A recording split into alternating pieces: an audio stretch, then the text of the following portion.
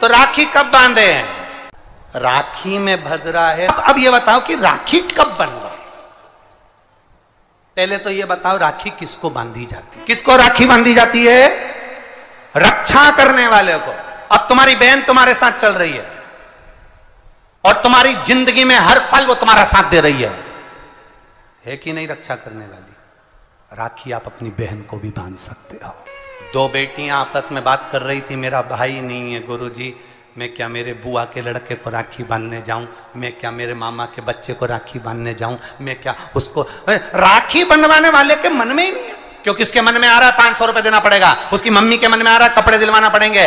पर तुम्हारे भीतर ऐसा भ्रम उत्पन्न कर दिया कि राखी के लिए लड़का होना जरूरी है, भाई होना जरूरी है। शिव महापुराण कथा कहती है जो तुम्हारी रक्षा करे राखी उसके हाथ में होना चाहिए।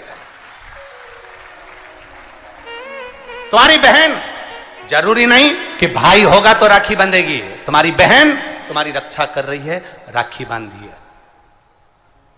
रक्षा करने वाला पिता भी होता है, बेटी अपने बाप के हाथ में भी राखी बांध सकती है, वो रक्षा करता है। भाई रक्षा करने वाला है, भाई के हाथ में राखी बांधी है। और मेरा गणेश, मेरा शिव, मेरा ओघड़दानी, मेरा लड्डू गोपाल, मेरा कृष्णा, मेरा राम, जो भगवान तुम्हारे घर में है, राखी उनको भी बांधिए, वो तुम्हारी रक्षा करते हैं। राखी गुरु को भी बांधी जाती है, क्योंकि गुरु रक्षा करने वाला होता है, मार्ग प्रशस्त करने वाला होता है। राखी हमारी जिंदगी का एक सुख देने वाली, राखी हमारी, ऐसा नहीं कि केवल मनुष्य को राखी बनती है, आपके गौ माता भी अगर आपके यहाँ है तो गाय भी तो आपकी रक्षा करने वाली है, वो उसकी रक्षा भी हमें करना है और वो हमारी रक्षा करे। जिस वृक्ष को तुमने बड़ा करा, एक पेड़ को तुमने पाला बड़ा करा, उस पेड़ को तुम अपना बनाकर, अपना जानकर वृक्ष को उस लायक तुमने बना दिया कि वो दुनिया की रक्षा करेगा। उस वृक्ष को ऐसा बना दिया कि दुनिया को छाया देगा। उस वृक्ष को ऐसा बना दिया कि यह दुनिया का भरण पोषण करेगा। तो वो वृक्ष भी दुनिया की रक्षा करने वाला है। प्रकृति से प्रेम करो और पेड़ को भी राखी बांध सकते हो, रक्षा करने वाले को राखी, जो तुम्हारी रक्षा करे। एक मां अपनी बेटी की, अपने बच्चों की रक्षा करती है। ये जरूरी नहीं कि तुम, हमारा भाई नहीं है अब हम किसको राखी बांधे, हम किसको भाई बनाएं, हम किसको भाई बनाएं, हम किसको भाई बनाएं। जी ये भाई बनाने के चक्कर में धोखे में मत आ जाना, कहीं एड़े गेड़े नट्ठू खेड़े के राखी मत बांधिया ना। नहीं तो मालूम पड़े वो एक राखी तो बनवाएगा और मालूम पड़े पूरी जिंदगी तेरी बर्बाद कर दे। इसलिए जो घर में है, बहन है, कुटुंब है, परिवार है, उसमें राखी बांधी। बहुत भ्रम फैला रहे हैं लोग, नाटकों के माध्यम से बहुत भ्रम फैला रहे हैं। कितना सुंदर व्याख्यान। तो राखी कब बांधे हैं? अब मूल प्रसंग तो छूट ही गया, कब बांधे? अब तुम बोलो। मेरा निवेदन केवल इतना है, आप बाबा का स्मरण कर कर, बाबा का नाम लेकर, वैसे तो शिव का नाम ऐसा है कि वो अजर और अमर है। मेरे बाबा का बनाई गई हर घड़ी, हर पल, हर क्षण मेरे बाबा का है। उसका नाम लेकर रात्रि के 9 बजे के बाद आप भगवान की राखी का स्मरण कर कर बांधो, कोई मना नहीं। शिव तत्व को। त्योहार कब का है? राखी का त्योहार कब लिखा है पंचांगों में, कैलेंडर में लिखा? तो मनाना, दिल से मनाओ, आनंद के साथ।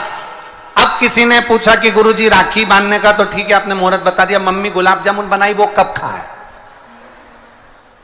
तो निवेदन है, जब तुम्हारी मर्जी पड़े दिन भर। राखी में भद्रा है, खाने में भद्रा नहीं है। तुम तो अच्छे से खाओ डपट के, कोई मना, तुम खाओ दिल से। तुम्हारा दिन भर ऐसा बीतना चाहिए, ऐसा नहीं कि मुंह उतार के बैठे रहो राखी तो, पर दिन भर तुम्हारे चेहरे पर प्रसन्नता होना चाहिए और मिठाई का आनंद होना चाहिए। दिन भर तुम्हारे चेहरे पर प्रसन्नता हो कि आज रक्षाबंधन है, नहीं तो त्योहार को तुम छोटा कर दो, सुकुड़ दो, ऐसा नहीं।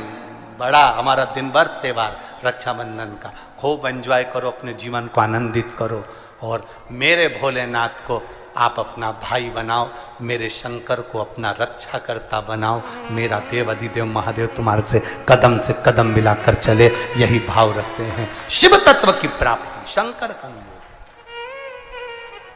करो, भगवान की भक्ति करो, शिव की आराधना। मीट ऊपर हो जाए, उसके बाद आप भगवान का भजन करते हुए खूब रक्षाबंधन का त्योहार आनंद से मनाइए, शिव की भक्ति को प्राप्त। जैसे उसमें श्रीफल, जिसमें जल हो, पानी हो, और पानी वाला फल जब हाथ में देकर रक्षा सूत्र बांधती है बहन, तो भाई का भी घर भरा रहता है और बहन का भी घर भरा रहता है।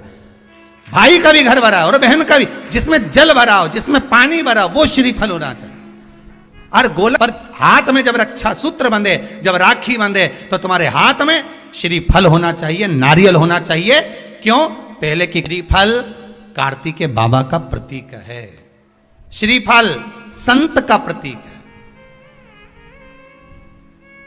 स्कंद का प्रतीक है, फल की मूलता है। यहां नारियल का जो श्रीफल है उसकी मूलता है।